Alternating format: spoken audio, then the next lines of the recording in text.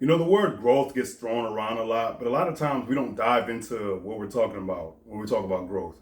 A lot of people, their perception of growth is typically in the context of their professional lives or in the context of just pleasing the people around them. People want to grow because they want to get the better job. People want to grow because they want the house, they want the cars, they want all the trappings of what is quote unquote life is. I can't stress enough, do not forget, life is whatever you decide it is. Meaning is whatever you decide it is. And I know we're in the context of man's systems and man's game, as I call it. And I'm not, again, I say that it's not all bad. In the context of man's game, everything isn't bad. There's some good. There's a lot of good. But what people tend to do is they tend to put all their chips into man's game as if man's game is life itself. No, life itself begins with just your internal realm. And then your internal realm tends to dictate the quality of your life. Tends to. And what growth is a development and an evolution and an edification is pursuit of the of evolution and edification. It's a pursuit of it perpetually. Why? So that you can have more of a life that is more true to your soul and not so much true to your superficial inclination to people please. A lot of people's lives, they live them because even subconsciously they're not aware. They're trying to please the world. They're trying to please their families. They're trying to please their friends. They're just trying to, they're trying to at every turn ensure that their appraisal in the eyes of their peers, in the eyes of their world, that their appraisal is that of valuability. I need to be valuable, so I need to do X, Y, and Z to please people. That is a major reason why people make the choices they make.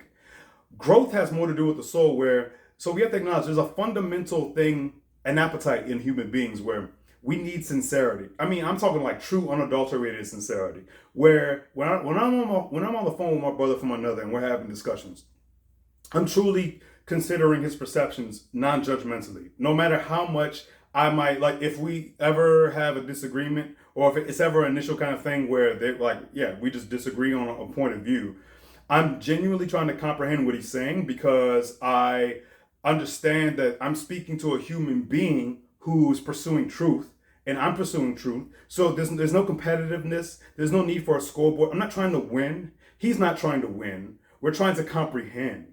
And then eventually, once we comprehend, either I'm comprehend this point and acknowledge it, and I see the merit in it, or I don't. But we go on about our day, and it could be an agree to disagree or not. But the bottom line is the main priority is to maintain a harmony no matter what. And a harmony is not just let me be nice to you. A harmony based in the fact that if it's the most, I feel like the most priceless kind of human being you can have in your life is a human being whose main interest is in to see everything clearly. And I mean everything. The fact that existence is absurd, the fact that life is tragically unfair, the fact that life is beautiful, the fact that the highs are amazing, and the fact that the highs are highly consequential.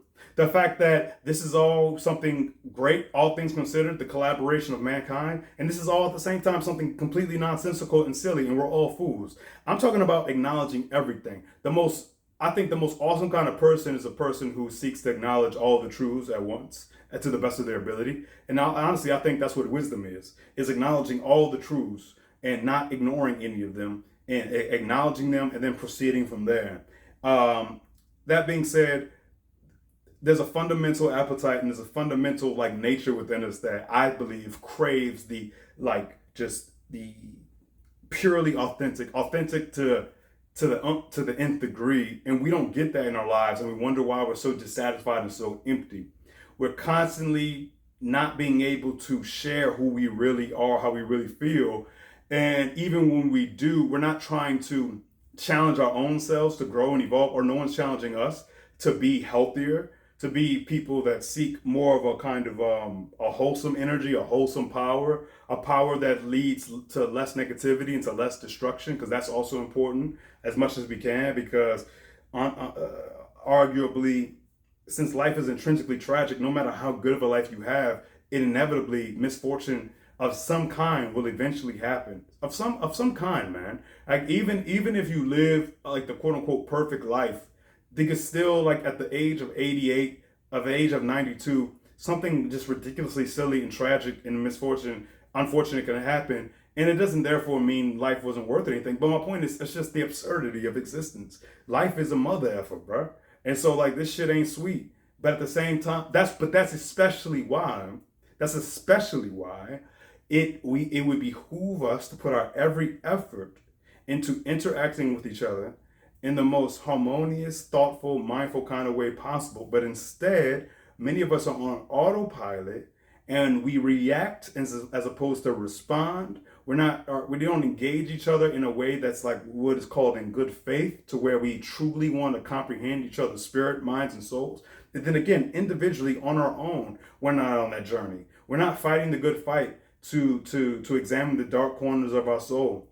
We're not fighting a good fight to be people who see things in a way that it doesn't matter whether or not we like it or not, but it's just true and honest, because that would be the most beneficial thing. And then ultimately, I believe, after considering everything that you could possibly consider, it doesn't make any sense to be negative to each other just because like your mood is imbalanced, just because you're tired, just because, which is what often happens. And I think we should really be challenging ourselves more and challenging each other. And we should be sharing more information that speaks to the spirit, more information that speaks to a higher level of consciousness. But instead, we're kind of like, la, la, la, la, oh, whatever bad happens, happens. And then we complain about it. But we're the part of the problem. But hey, look, it's all good. And I'm part of the problem.